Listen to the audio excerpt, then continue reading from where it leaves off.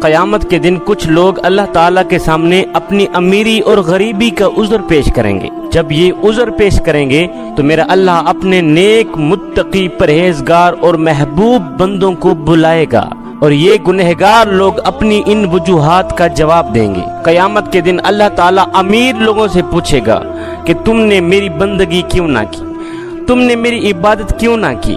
میں نے تمہیں پیسہ دیا تھا، دولت دی تھی، عزت دی تھی، شہرت دی تھی، ان کے باوجود بھی تم نے مجھے فراموش کر دیا اور تم نے مجھے بھلا دیا۔ تم نے میری عبادت کیوں نہ کی، میری بندگی کیوں نہ کی؟ اللہ تعالیٰ کا یہ سوال سن کر امیر لوگ جواب دیں گے کہ یا باری تعالیٰ، تیری دولت نے ہمیں مصروف کر رکھا تھا، دولت نے ہمیں مصروف کر رکھا تھا، اس لیے ہم تیری عبادت نہ کر سکے، اس لیے ہم تیری بندگی نہ کر سکے۔ یہ سن کر اللہ تعالیٰ حضرت سیدنا سلیمان علیہ السلام کو بلائیں گے، انہی کہیں گے کہ دیکھو سلیمان علیہ السلام کو، ان کو میں نے پیسہ دیا تھا، عزت دی تھی، شہرت دی تھی، دولت دی تھی، ان سب کے باوجود بھی سلیمان علیہ السلام نے کبھی میری نافرمانی نہیں کی، میری بندگی کرتے رہے، میری عبادت کرتے رہے۔ ان کے پاس حکومت تھی، پیسہ تھا، دولت تھی، عزت تھی، شہرت تھی، ان سب نعمتوں کے باوجود بھی، ان سب مصروفیات کے باوجود بھی انہوں نے میری بندگی نہیں چھوڑی، انہوں نے میری عبادت نہیں چھوڑی۔ پھر اللہ تعالیٰ قیامت کے دن بیمار لوگوں سے پوچھے گا کہ تم نے میری عبادت کیوں نہ کی، تم نے میری بندگی کیوں نہ کی؟ تو بیمار لوگ کہیں گے یا باری تعالیٰ، ہم بیمار تھے اس لیے آپ کی عبادت نہ کر سکے، ہم بیمار تھے اس وجہ سے آپ کو سجدہ نہ کر سکے، آپ کی بندگی نہ کر سکے۔ بیمار لوگوں کی یہ وجہ سن کر اللہ تعالیٰ حضرت سیدنا ایوب علیہ السلام کو ان کے سامنے بلائے گا، ان کے درمیان بلا کر میرا اللہ فرمائے گا، لوگو میرا ایوب تم سے زیادہ بیمار تھا، میرا ایوب تم سے زیادہ تکلیف میں تھا، اتنی بڑی بیماری کے باوجود بھی میرے ایوب نے میری عبادت نہیں چھوڑی، میری بندگی نہیں چھوڑی۔ پھر میرا اللہ تعالیٰ غلام سے پوچھے گا کہ تم نے میری عبادت کیوں نہ کی، تم نے میری بندگی کیوں نہ کی؟ غلام کہے گا یا باری تعالیٰ، میں آزاد نہ تھا اس وجہ سے آپ کو سجدہ نہ کر سکا، میں آزاد نہیں تھا، میں پنجرے میں بند تھا، اسی وجہ سے آپ کی عبادت نہیں کر سکا، آپ کی بندگی نہیں کر سکا۔ یہ سن کر اللہ تعالیٰ حضرت سیدنا یوسف علیہ السلام کو ان کے درمیان بلائے گا، فرمائے گا میرا یوسف بھی تو غلام تھا، غلامی اور مجبوری کے باوجود بھی یوسف نے میری نماز نہیں چھوڑی، میرے یوسف نے میری بندگی نہیں چھوڑی، میرے یوسف نے میری عبادت نہیں چھوڑی۔ پھر اللہ تعالیٰ غریب لوگوں کو بلائے گا، بلا کر پوچھے گا ہاں جی تم نے میری عبادت کیوں نہ کی، تم نے میری بندگی کیوں نہ کی؟ وہ کہیں گے جی ہم غریب لوگ تھے، غربت کی وجہ سے آپ کو سجدہ نہ کر پائے۔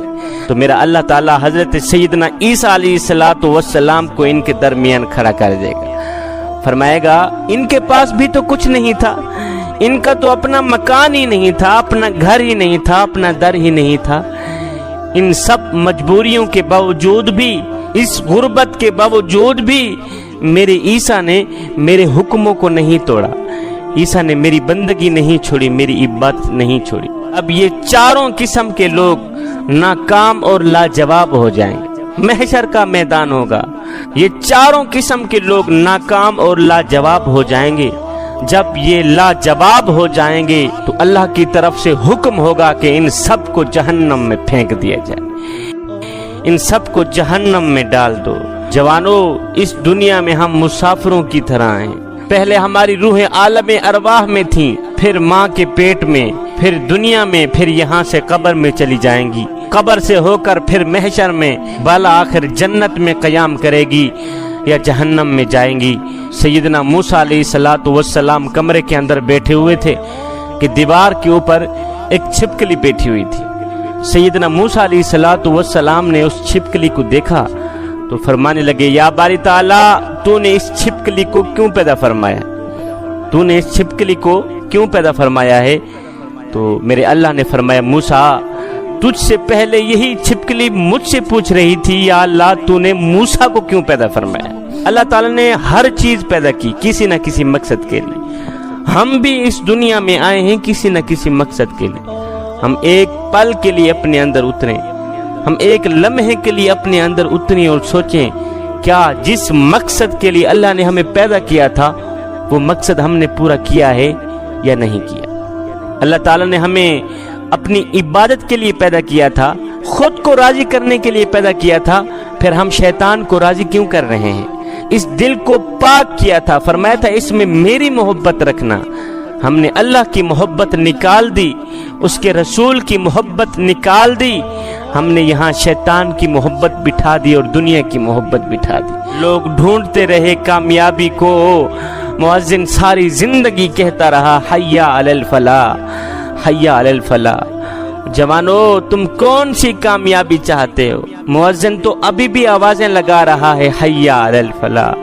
جوانو اگر تم دنیا اور آخرت میں کامیاب ہونا چاہتے ہو تو پھر آ جاؤ، میرے کریم رب کی چوکھٹ کھلی ہے، میرے کریم رب کی رحمت کے دروازے کھلے ہیں تیرے انتظار میں۔ اللہ جب ناراض ہوتا ہے، اللہ جب خفا ہوتا ہے، اللہ جب روٹھتا ہے تو پتہ ہے کیا کرتا ہے؟ اپنے بندے کے دل سے اپنی یاد کی لذت کو چھین لیتا ہے۔